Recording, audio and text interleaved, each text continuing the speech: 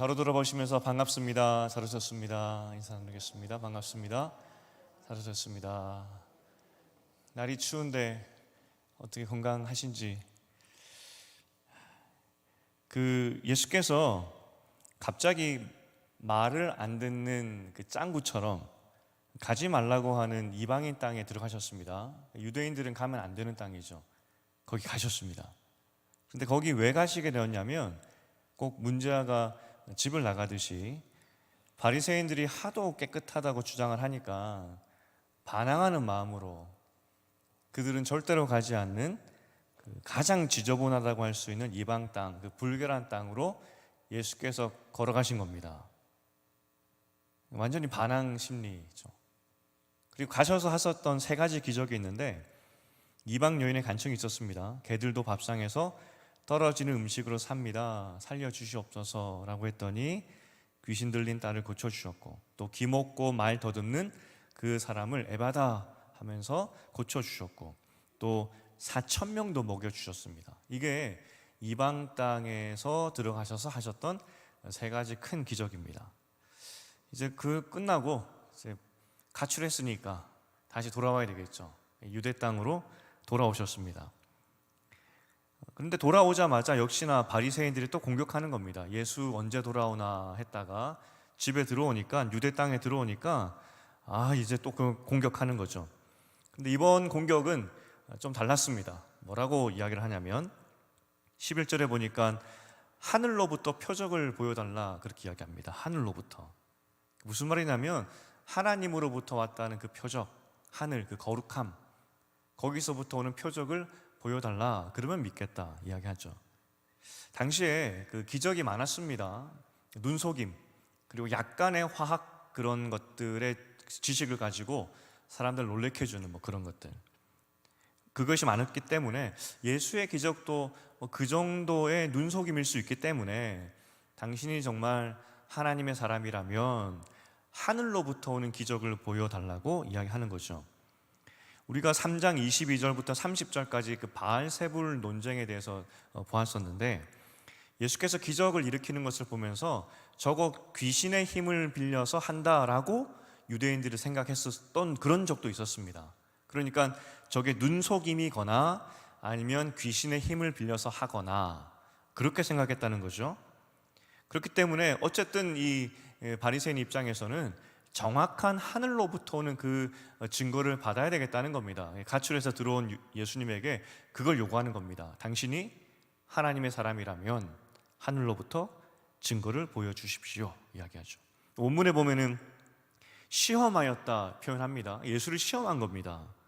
당신은 메시아가 아닌 것 같으니 정확한 것을 보여달라고 테스트하는 거죠. 할 수 있으면 해보라는 겁니다. 할 수 있으면 해보라고. 바리새인들이 생각한 그 하늘로부터 오는 사인이 도대체 그럼 뭘까요? 도대체 예수께서 뭘 어떻게 해주면 그들이 믿을 수 있을까요? 도대체 이거 말고 도대체 어떤 기적을 보여주면 믿을 수 있을까요? 오병이어도 보았지만 정말 놀라운 기적 아니겠습니까? 증인만 2만 명입니다. 2만 명. 어떻게 2만 명의 눈을 속일 수가 있겠습니까? 그 외에도 수많은 기적을 보여주었음에도 불구하고 도대체 뭘 보여줘야 이 사람들을 믿을 수 있을까? 바리새인들이 원했던 사인은 다른 게 아닙니다. 완전한 율법을 지키는 그 완전성. 왜냐하면 사실 이 사람들이 그렇게 그것을 요청하는 것도 썩 완전히 그 이상한 요청은 아니었습니다. 왜냐하면 구약 성경을 잘 읽어보면 결국 율법을 지키지 못했기 때문에 이스라엘이 망한 거 아니겠습니까? 그렇기 때문에 새로운 메시아라면 완벽하게 율법을 지킬 수 있어야 되겠죠. 도대체 그 완벽하게 지킨다는 것이 뭔지 모르겠지만 어쨌든 완벽하게 율법을 지키는 모습을 보여주면 당신을 메시아로 믿겠습니다. 그리고 두 번째 요청한 것이, 그들이 이걸 보여주면 믿겠다 했던 것이 다윗처럼 로마로부터 독립을 시켜준다면, 왜냐하면 다윗 같은 메시아를 기다리기 때문에. 그러니까 지금 바리새인들이 요구하는 것은 딴 게 아닙니다. 엄청난 기적을 요구하는 것도 아니고 죽었던 사람이 일어나는 것도, 그것도 중요한 게 아닙니다. 두 가지, 완전하게 율법을 지키는 것, 그리고 다윗같이 우리에게 평화를 줄 수 있는 것, 그 두 개를 요구했다는 겁니다. 그렇기 때문에 이들의 요구를 예수님께서는 너무 잘 아셨기 때문에 예수님이 이것을 하실 수 있었을까요? 이미 율법 다 어겼습니다. 예수님께서. 그죠? 예수님께서 율법을, 바리새인들이 그렇게 신봉하던 율법을 매일 어기고 살았습니다. 불경하죠. 그리고 아무리 봐도 다윗 같은 용맹함은 보이지 않습니다. 자격 미달입니다. 사람들은 자꾸 예수를 따르기 시작하는데 2만 명 이렇게 떡을 먹이고 하니까, 심지어 이방 땅에서도 그 4천 명을 먹이고 하는 그런 걸 보니까 사람들이 막 쫓아가긴 하는데, 바리새인들 입장에서는 절대 메시아가 될 수 없는 것이 예수였습니다. 12절에 보니까 예수께서 깊이 탄식하시며 이 세대가 표적을 구하느냐, 내가 진실로 너희에게 이르노니 이 세대에 표적을 주지 아니하리라 말합니다. 깊은 탄식, 무슨 말이냐면 안타깝다는 겁니다. 안타깝다. 내가 진실로 표적을 주지 않겠다, 이 표현은 구약적인 표현으로 하면 뭔 말이냐면, 내가 너희에게 표적을 주면 하나님이 내 머리 위에 벌을 내리실 것이다, 그 표현입니다. 구약 성경을 읽으면서 이런 표현들 들어보셨죠? 내 머리에 벌을 내리실 것이다, 그 표현을 하고 있는 겁니다. 그리고 이 세대가 누구겠습니까? 유대인 전체죠. 이스라엘 전체입니다. 바리새인들 뿐만 아니라 유대인들에게는 나는 표적을 주지 않겠다, 그렇게 말씀하시는 겁니다. 그러면 왜 표적을 안 주신다는 것일까? 이유는 간단하죠. 앞서 말했지만 바리새인들이 요구하는 표적은 완전한 율법을 지키는 것, 그리고 다윗 같은 용맹함입니다. 도대체 다윗같이 율법을 완벽하게 지키는 모습이 어떤 것일까? 또 이런 모습 어떤 것인지 모르겠지만 어쨌든 그들은 그것을 요구했다는 겁니다. 안 믿기로 작정한 거죠. 예수를 아무리 예수께서 무언가 보여주어도 그들은 예수가 메시아로 될 수 없기 때문에 안 믿기로 작정한 것과 똑같다라는 겁니다. 마치 그 바로왕 같죠. 구약에 10번의 재앙을 눈앞에 봤습니다. 야, 하나님 살아계시구나 싶어서 그 이스라엘 백성을 풀어주죠. 풀어줬으면 됐는데 또 마음 가운데 아까운 겁니다. 야, 저 유대인 포로들 다 잡아 풀어주면 안 되는데 해서 자신이 가지고 있던 최정예 기병대를 보내서 쫓아가게 합니다. 어떻게 됩니까? 몰살하죠, 기병대가. 가만히 놔뒀더니 바로가 하나님을 믿지 않았듯이 지금 유대인들이 그랬다는 겁니다. 결국은 예수께서 이것 때문에 오늘 본문에 보니까 떠나십니다. 또다시 바리새인들이 이걸 요구하니까 떠나시죠. 그 원문에 보면 즉시 떠났다 이야기합니다. 즉각적으로. 바리새인들이 표적을 보여주십시오 했더니 예수께서 즉시 떠나버린 겁니다.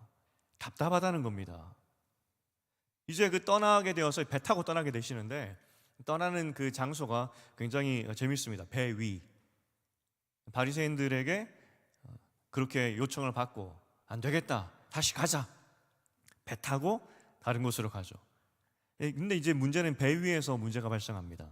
14절인데 제자들이 떡 가져오기를 잊어버려서 떡 한 개밖에 없는데 이렇게 된 겁니다.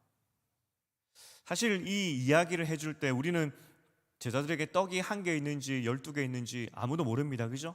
성경에서 말해주니까 떡이 1개밖에 없구나.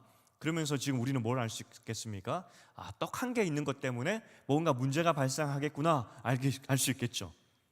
어쨌든 지금 마가가 우리에게 알려줘서 우리는 알고 있지만 제자들은 모르고 있습니다. 그들에게 떡이 1개밖에 없습니다.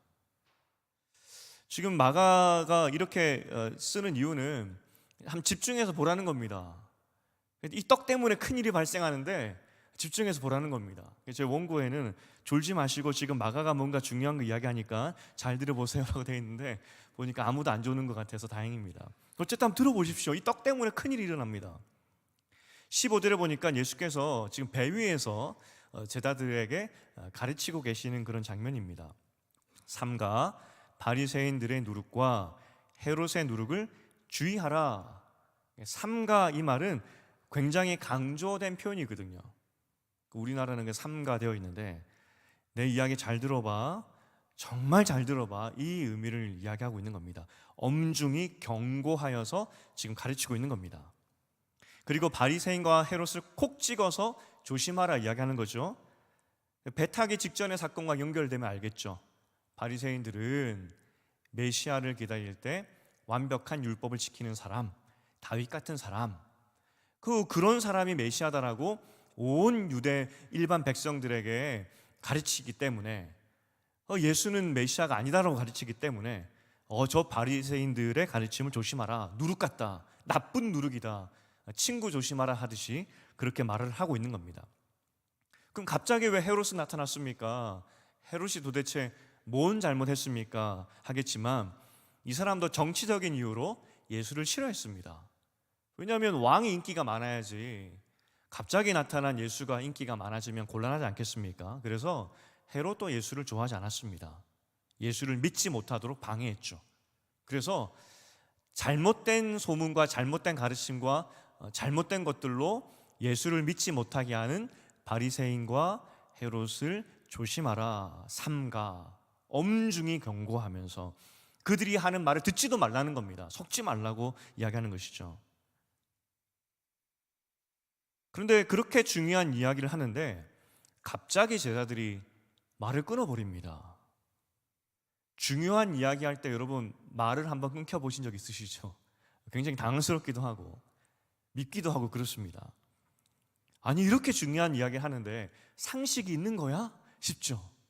이렇게 중요한 이야기를 하는데 그러면 뭘로 이 사람들이 예수님의 이 중요한 이야기, 이 바리새인 때문에 이 이방 땅 갔다가 다시 가출했다가 집에 들어왔는데 또 바리새인 때문에 또 집을 나가셔야 되는데 그러면서 이 바리새인들을 조심하라 라고 말씀하시는 이 중대한 시점에 뭘로 예수님의 말씀을 꼬리 잘라버리느냐. 16절입니다. 서로 수군거리기를 이는 우리에게 떡이 없음이로다 이야기합니다. 떡이 없어서. 자, 상황은 배 위입니다. 이 당시 배가 우리 큰 배가 아닙니다. 그 당시는 많이 커봤자 12m, 그리고 양 옆으로 2열로 쭉 앉는 그런 구조입니다. 그러니까 마치 제가 이렇게 배 위에 딱 앉아 있으면 2명씩 2열로 6줄이 쭉 앉아서 노를 젓는 그런 구조입니다. 이해가 되십니까? 여러분 지금 널찍하게 앉아 있는데 제가 이렇게 앉아 있으면 제 앞에 바로 앞에 베드로, 요한 뭐 이런 식으로 둘 이렇게 쭉. 그러니까 저랑 계속 눈이 마주치는 겁니다. 딴짓 못합니다. 눈 마주치면서 예수님께서 아주 가까이 온 거리에서 지금 제자들과 이야기하면서 말씀을 나누시고 있는데 바리새인 때문에 그 말 안 통하는 놈들 때문에 속이 답답해서 내가 또 집 나가네 하면서 너희 절대로 바리새인 조심해야 돼, 이 중요한 이야기를 하고 있는데 바로 눈앞에 제자들이 떡이 하나밖에 없대, 그렇게 이야기하면서 예수님의 말을 잘라버립니다. 마치 우리로 치면은 이야기하고 있는데 우리 어머니들 집에 가스레인지 켜고 왔네 하면서 뭐 그런 거, 내 지갑이 어디 있지? 핸드폰이 어디 있지? 뭐 이런 내용 아니겠습니까? 참 재밌는 것은 여기서 원어로 보면은 누룩 이야기할 때 이런 일이 있었다 이야기하는데 그 당시 문화적으로 보면 누룩 그러면 빵이 자동적으로 연상이 된다고 합니다. 그러니까 빵에 항상 누룩을 넣기 때문에 빵 그러면 누룩 넣은 빵이고 누룩하면 빵이 생각날 수밖에 없는 그런 구조. 우리나라도 뭐 이런 게 비슷한 게 있지 않습니까? 어떤 단어가 나오면 당연히 그 무엇이 나오는, 눈치가 있으면 다 그런 겁니다. 누룩 그러면 빵 이렇게 되는 겁니다. 예수께서 지금 누룩을 주의하라 라고 했더니 제자들이 어떻게 반응하냐면 빵이 하나밖에 없구나 이렇게 반응했다는 겁니다. 어떤 제자가 그 중에 분명히 식료품을 챙기는 제자가 한 명 있었겠죠?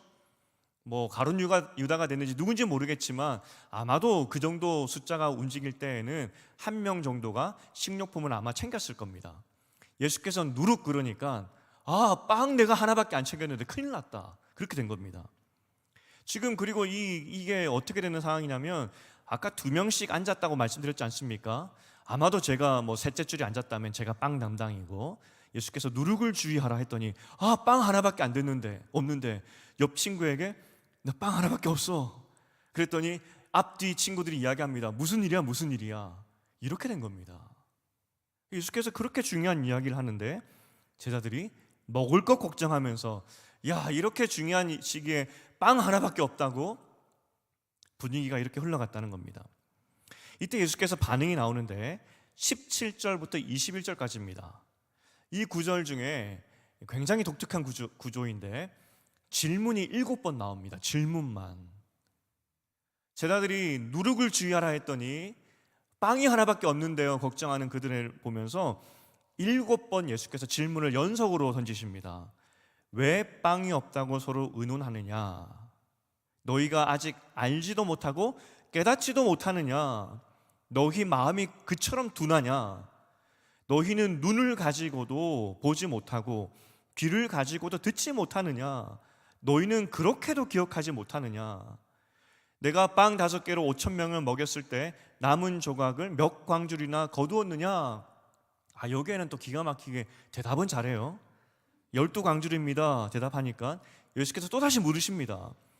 또 빵 7개로 4,000명을 먹였을 때 남은 조각 광주리가 몇 개가 되었느냐? 또 대답을 합니다. 7광줄입니다. 예수께서 마지막으로 물으십니다. 너희는 아직도 깨닫지 못하였느냐? 말씀하시죠. 예수께서 굉장히 중요한 거를 지금 말하고 있었기 때문에 마치 시험 칠 때 이거 시험에 꼭 나오니까 별표하세요 라고 하면서 학생들에게 가르치는 그런 장면 같습니다. 그리고 앞서 말했지만 이거 완전히 이 배 안에, 좁은 배 안에 앉아있기 때문에 제자들은 옴짝달싹 못하고 예수님의 말씀을 들을 수밖에 없습니다. 그런데도 불구하고 딴지 못하는 그 시간, 가장 중요한 것을 알려주는 그 시간에 그들은 전혀 관심이 없고 누룩하니까 빵이 없는데 이렇게 돼버렸다는 겁니다. 여기서 중요한 것이 제자들과 바리새인들의 공통점이 나오죠. 믿음 없는 사람들이 왜 믿음 없을까? 왜 예수를 그렇게 지독하게도 믿지 않을까라고 했을 때 제자들이나 이 바리새인들이라는 공통점이 무엇이냐면 바리새인들이 예수님에게 자신들이 원하는 모습이 없었기 때문에 안 믿기로 작정했듯이 제자들 역시 중요한 것이 예수님 자체가 아니라 떡이었다는 겁니다. 삶의 문제들, 지금 나에게 중요한 것들, 예수가 중요한 것이 아니라 지금 내 현실에서 가장 중요한 것들에 눈이 가 있었기 때문에 제자들이 아직도 예수를 믿지 못했고 결국 이 모습은 바리새인과 별반 다를 바가 없다는 겁니다. 바리새인들에게도 그렇게 기적을 많이 보여주시고 똑같이 제자들처럼 여러 가지로 가르침으로 말씀해 주셨지만 반응이 없었듯이 제자들도 그렇게 보았음에도 불구하고 믿지 못하더라는 겁니다. 깨닫지도 못하고. 바리새인들이 예수를 보면서 저거는 속임수야, 저거는 귀신의 힘으로 하는 거야 라고 생각을 하고 있듯이, 깨닫지 못하고 있듯이 제자들은 더 큰 기적도 보았지 않습니까? 오병이어 그리고 4,000명이 먹을 때 자기 손에서 떡과 물고기가 폭발적으로 늘어나는 것을 그들은 보았습니다. 2시간 넘게 계속 떡을 떼도 떡이 생기는 겁니다, 내 손에서. 그럼에도 불구하고 예수가 누구인지 여전히 알지 못하고, 예수가 지금 피를 토하는 심정으로 그들에게 메시지를 전해도 그게 뭔 말인지 관심도 없다는 겁니다. 오로지 떡 이야기했더니 12명이 폭발적으로 반응합니다. 왜 떡을 안 갖고 왔냐고. 하지만 예수의 누룩에 대한 이야기는 아무도 반응하지 않죠. 더 아이러니는 이 사건이 일어났던 그 장소입니다. 배 위. 이 배 위가 왜 중요하냐면 배는 결국은 물 위에 있는 거 아니겠습니까? 물 위. 그들이 배 위 물에서 어떤 일이 있었냐면 4장에 보면은 사단의 권세를 이기는 어떤 상징적으로 물을 잠잠케 하는 그것도 봤습니다. 예수가 누구이기에 물도 잠잠케 하느냐. 6장에 보면 바다 위를 걸어서 그렇게 예수께서 제자들을 찾아왔죠. 죽도록 노를 저을 때, 죽었구나 싶었을 때 예수께서 그 물을, 자신들을 죽일 것 같은 그 물을 밟고 오셔서 그 물을 잠잠케 하셨던, 이게 예수께서 배 위, 물 위에 하셨던 그 기적들인데, 이 제자들은 그 배 위에 있었음에도 불구하고 예수가 누군지, 정말 예수가 어떤 분이 메시아라는 걸 알고 저 예수가 하나님의 그 아들이라는 것을 알았다면 그가 그렇게 중요한 것을 이야기한다고 했을 때 그런 말로 이런 분위기를 흐트릴 수 있는 그런 일이 있을 수 있었을까요? 이 세대 특징은 어떤 인간의 마음, 이 특징을 이 본문에서 잘 말해주고 있습니다.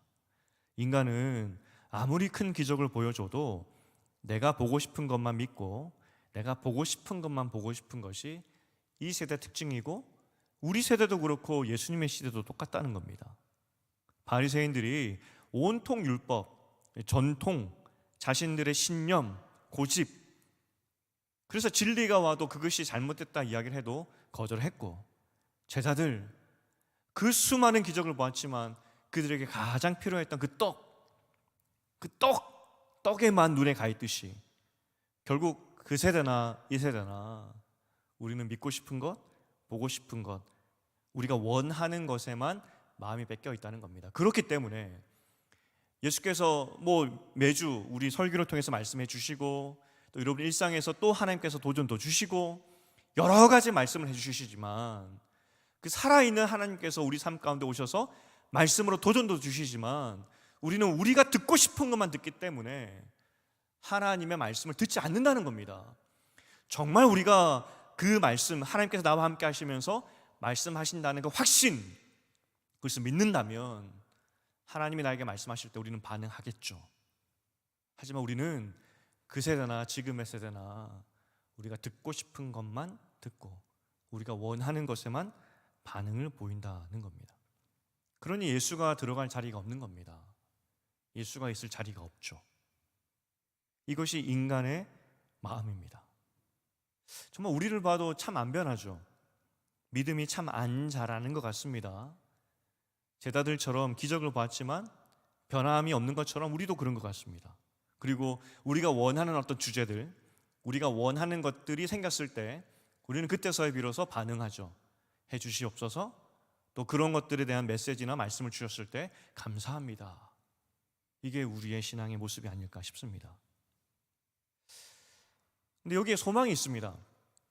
21절까지 쭉 보면은 이 예수께서 기적을 보여주어도 변하지 않는 제자나 또 이 바리새인이나 똑같아 보이는데 여기에 소망이 있습니다. 21절에 보니까 아직이라는 단어 때문에 소망이 있는 겁니다. 아직, still. 이 아직이라는 단어가 상당히 중요한 단어고, 여기에 예수께서 제자들을 향한 그 마음이 담겨 있음을 우리는 봐야 됩니다. 제자들은 아직 깨닫지도 못했고 이해하지도 못했습니다. 아직까지도 모르고 있다는 겁니다. 그런데 바꾸어 말하면 결국 언젠가는 믿게 될 것이고 이해하게 될 것이다, 그런 의미로 바꿔볼 수 있겠죠. 지금 예수님의 사역을 이해해야 되는데 예수께서 계속 그들을 다니면서 많은 기적도 보여주시고 많이 가르쳐 주셨는데 아직도 깨닫지 못한 것이 제자들입니다. 솔직한 이들의 신앙의 바닥이죠. 아직도 깨닫지 못했습니다. 하지만 언젠가는 깨달을 것이 제자들이라는 겁니다. 예수께서 아직도 깨닫지 못해서 너무나 답답하지만 앞으로 반드시 깨달을 사람들이 제자들이라는 것입니다. 결국 이 제자들은 예수님의 사역을 이해하죠. 예수가 누군지 이해하게 되죠. 믿게 되죠. 그리고 이 사람들 통해서 초대교회가 시작되는 거 아니겠습니까? 아직 믿음이 약하여서, 아직 이해함이 부족하여서, 아직 그들의 연약함이 많아서 떡에만 반응하는 인생들이지만 그 예수를 볼 사람들로 성장할 것이기 때문에 이들의 인생은 여기서 끝이 아니라는 겁니다. 마가복음에서 중요한 신학적 단어가 있는데 즉시라는 단어입니다. 이 마가복음에서 즉시라는 단어가 40번 쓰였습니다. 그럼 다른 복음서는 몇 번 쓰였습니까? 마태는 15번, 누가는 8번, 요한은 5번. 마가복음이 제일 짧습니다. 성경이 복음서 중에서 제일 짧은 성경인데 거기서 40번 즉시, 그리고 나서 혹은 그리고 이후에 라는 접속사도 25번 쓰입니다. 왜 마가복음에 즉시 그리고 나서 이 단어가 많이 쓰였냐면 마가는 예수님의 사역을 굉장히 급하게 씁니다. 글을 쓰는 스타일이 다 있지 않습니까? 글을 쓰는 스타일이 마가는 굉장히 빠릅니다. 예수께서 이것을 하고 즉시 이거 하고 즉시 이거 하고 그리고 나서 이거 하고, 굉장히 3년을 다이나믹하게 빠르게 이렇게 기록을 하고 있습니다. 무슨 말이냐면 예수님은 지금 그 십자가를 향하여서 마치 100m를 달려가는 사람처럼 막 달려가더라는 겁니다. 마가 입장에서 볼 때 막 달려가는데 이 모양과 대치되는 한 그룹이 있습니다. 제자들. 예수는 지금 십자가를 향하여서 열심히 달려가는데 너무나 이 3년 안에 그 모든 것을 가르쳐야 되기 때문에 예수님은 타는 마음으로 열심히 사역하고 있는데 제자들은 반응이 없는 겁니다. 하나님의 나라가 임해서 급류를 타고 예수께서 그 하나님의 나라가 왔다는 것을 알려주고 있는데 급류 속에서 거슬러 가는 사람들이 있었는데 마치 12명 제자들이더라. 하나님의 나라가 이렇게 급하게 오고 있는데 그들은 변화가 없더라. 고인물이더라. 그걸 보여주고 있는 겁니다. 하지만 오늘 이 단어가 제자들에게는 소망이 되는 겁니다. 아직 예수께서 타는 마음이 있지만, 그래서 아직까지 깨닫지 못하였느냐 하는 그런 책망의 마음도 있지만 결국 이들은 깨닫게 된다는 그런 전제가 있는 것이죠. 그 다음 기적이 그래서 굉장히 중요한데 우리가 다음 시간 보겠지만 벳세다 맹인의 기적입니다. 다른 기적과는 다르게 이 맹인이 천천히 눈을 뜨는 과정으로 기록하고 있습니다. 예수께서 의도적이겠죠. 한 번에 눈 뜨게 못 하시겠습니까? 하지만 천천히 눈을 뜨게 하십니다. 왜 그러냐면 이 제자들의 영적인 상태, 영적인 성장, 그 눈 뜨는 과정을 보여주기 위함이었습니다. 마치 너희가 천천히 눈 뜬 이 밧세다 맹인처럼 천천히 나를 알아가고 있는데 결국 너희는 벳세다 맹인처럼 나를 보게 될 것이다. 그걸 제자들의 모습으로 투영하여서 이 맹인의 사건으로 보여주고 있는 거죠. 벳세다 맹인 사건 이후에 어떤 일이 일어나는지 아십니까? 정말 제자들이 눈을 뜹니다. 그리고 베드로가 고백하죠. 신앙 고백. 예수는 하나님 아들입니다. 분명히 지금 오늘 본문에서 여전히 아직까지 눈을 뜨지 못했던 그런 제자들이었는데 결국 예수께서 그들의 눈을 뜨게 만들어 주셨다는 겁니다. 우리는 현재와 미래를 살아가고 있습니다. 그리고 현재 모습이 미래를 결정하겠죠. 근데 현재 모습을 볼 때 지금 제자들의 모습이나 또 바리새인들의 모습이나 별반 다를 것이 없는 것 같습니다. 하지만 우리의 현재가 소망이 있는 것은 오늘 제자들을 향하여서 아직까지 눈을 뜨지 못하였느냐라고 말씀하시면서 그들을 오늘 함께 하시며 그들의 인생의 배에 함께 타시고 그들의 눈을 뜨게 하시는 그 예수님이 제자들에게 있었듯이 우리에게도 있기 때문에 우리는 예수와 함께 서서히 눈을 뜨게 된다는 겁니다. 그게 우리의 현재 모습이고, 그리고 미래의 모습은 어떠느냐? 베드로가 결국은 예수를 주로 고백하듯이 우리도 그렇게 성장을 하게 된다는 것이겠죠. 그러니 여러분에게 이렇게 도전드리고 싶습니다. 현재를 보면서 실망하지 마십시오. 내 신앙의 상태, 나의 삶, 내가 이루어 놓은 것, 이런저런 것들 볼 때 실망의 마음이 많이 들 수도 있습니다. 야, 내가 예수 믿는다고 했는데 결국 이루어 놓은 것이 이거밖에 없나? 아직도 나에게 믿음 이거밖에 없나? 하는 생각이 들 수 있습니다. 하지만 그 아직에 소망이 있는 겁니다. 아직 기회가 있는 것이고 예수가 우리를 만들어가는 것이기 때문에 우리에게는 미래가 있는 겁니다. 예수가 절대로 포기하지 않는 그 현재와 미래가 있기 때문에 그래서 우리는 절망하지 않고 다시 한번 신앙의 삶을 살기로 결단하는 것이죠. 현재의 모습이 부족하다 하더라도 미래를 꿈꾸면서 현재 나와 함께 하시는 그 예수 그리스도와 함께 우리는 살아가는 겁니다. 아직 부족하지만. 그러나 내가 눈뜰 그날을 바라보면서 예수가 이 땅에 오신 그것 자체가 하나님께서 우리를 아직 포기하지 않으셨다는 증거죠. 하나님이 세상을 이처럼 사랑하사. 그 사랑하시는 증거로 예수께서 오셨고 그 예수가 지금 어디 계십니까? 우리와 함께 계시죠. 여전히 아직까지 눈 뜨지 못하고 예수를 제대로 보지 못하여서 떡에만 눈이 가 있는 것이 우리 인생이지만 하지만 그 예수가 우리를 책망하지 않고 포기하지 않고 아직까지 깨닫지 못하냐 하면서 그 배를 떠나신 것이 아니라 그들과 함께 하셨듯이 우리와 함께 하시기 때문에 우리의 삶에 그런 모습들, 부족한 모습들이 보이지만 결국 우리 미래의 모습은 지금보다 성장한 모습으로, 베드로처럼 예수를 고백하는 모습으로 바뀌게 된다는 겁니다. 오늘 예수께서 우리에게 함께 하시며 우리의 인생의 짐을 짊어지시며 여러분의 인생 그 걸음 한 걸음 함께 하신다는 것을 정말 믿으십니까? 아멘 안 하셔도 됩니다. 제자들처럼 여전히 나에게는 떡에 눈이 가 있습니다. 내가 열심히 한다고 했는데 내가 해놓은 것이 이것밖에 없습니다 라고 해도 괜찮습니다. 왜냐하면 우리에게는 아직이라는 기회가 남았기 때문에. 그리고 그 아직을 사용하시는 그 예수가 누구냐면 이 시대의 표적, 하나님께서 사람을 사랑하신다는 결정적인 증거로서의 예수가 우리 가운데 있기 때문에 우리에게는 소망이 있다는 겁니다.